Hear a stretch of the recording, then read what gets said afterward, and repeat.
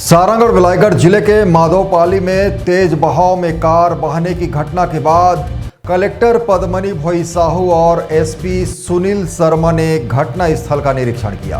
दोनों अधिकारियों ने एसडीआरएफ टीम और स्थानीय प्रशासन से रेस्क्यू ऑपरेशन की जानकारी ली और अभियान में तेजी लाने के निर्देश दिए। देखें रिपोर्ट।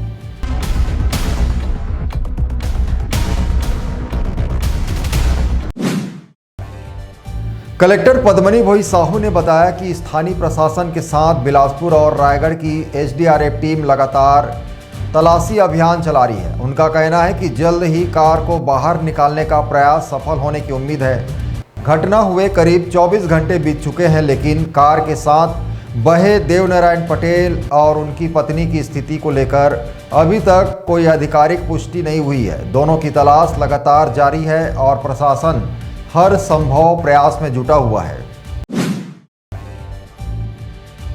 बंदापाली गांव जो कि लातनाला ब्रिज के पास है, वहां पर कल शाम को सूचना आई थी कि एक गाड़ी तेज बहाव के कारण पानी में बह गई है। इस संबंध में स्थानीय जो दल हैं उनकी खोजबीन में लगे हुए थे और हमने कार्य को तेज़ी करने के लिए रायगढ़ और बिलासपुर से भी एसडीआरएफ की टीम को बुलाया है और जल्द ही इस गाड़ी को ट्रेस कर लिया जाएगा और बाहर निकाल लिया जाएगा।